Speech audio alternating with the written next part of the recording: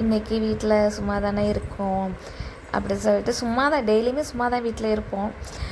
சரி, ரொம்ப போர் அடித்தாலே பசிக்கும். எதாவது சாப்பிட இருக்கான்னு பார்த்தா முட்டை தான் இருந்துச்சு. சரி, இன்றைக்கி எக்கு ஆம்லேட் போட்டுடலாம், சும்மா சாப்பிட்லாம், ஸ்நாக்ஸ் இல்லை அதுப்பெல்லாம் சாப்பிட்லாம் சொல்லிட்டு வச்சுட்டு இருக்கும்போது உள்ளே பார்த்தா வெறும் கேப்சிகம் மட்டும்தான் இருக்குது.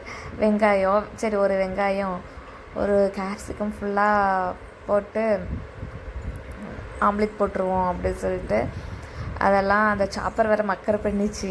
இதை போட்டு நல்லா மிக்ஸ் பண்ணிவிட்டேன். அது கூட உப்பு கொஞ்சமாக போட்டுவிட்டேன். உப்பு போட்டு நல்லாவே மிக்ஸ் பண்ணி அதை தோசைக்கல்ல அப்படியே பரப்பி விட்டு நல்லா வேகட்டும். கேப்சிகம் இருக்கிறனால நான் அதை நல்லா வேகணும் அப்படி சொல்லிட்டு நல்லாவே பரப்பி விட்டு சிம்மில் வைக்கணும். நான் வந்துட்டு ஒரு மீடியமில் வச்சுருந்தேன். மீடியம் வச்சா கூட அடியில் கரிஞ்சிடும், ஆனால் வேகாது. ஸோ லைட்டாக நான் சிம்மில் அப்படியே வச்சுக்கிட்டேன்.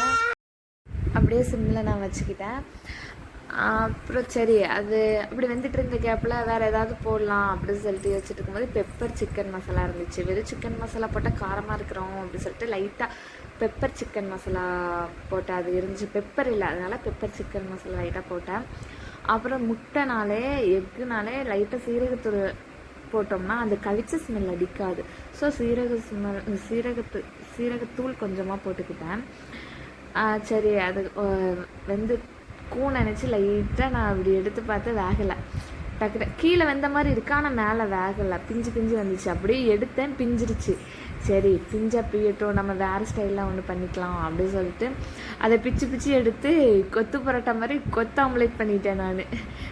கேப்சிகம் போட்டுருந்ததுனால சரி அது வேகணும், உடனே எடுத்தால் நல்லா இருக்காது, அந்த கேப்சிகம் வெந்திருக்காதுன்னு சொல்லிட்டு அதை கொத்து பரோட்டா மாதிரி நல்லா அதை பிச்சு விட்டு அதவே வேக வைக்கிறதுக்காக இட்லி மூடி வச்சிட்டேன். அதுக்கு மூடி வச்சிட்டேன். அப்புறம் பெப்பர் அது கூட பெப்பர் போட்டிருந்தா இன்னும் ரொம்ப நல்லா இருந்திருக்கும், சூப்பராக இருந்துச்சு. ஆனால் உப்பு மட்டும் கொஞ்சம் கம்மியாக இருந்துச்சு. அப்புறம் நான் புதுசாக இதுதான் என்னோடய ஃபஸ்ட்டு வீடியோ. எனக்கு சப்போர்ட் பண்ணுங்கள், சப்ஸ்கிரைப் பண்ணுங்கள். நீங்கள் சப்ஸ்கிரைப் பண்ணால் இதே மாதிரி நான் டெய்லி வீடியோ போடுறேன், குக் பண்ணுற வீடியோ பார்த்துக்கோங்க.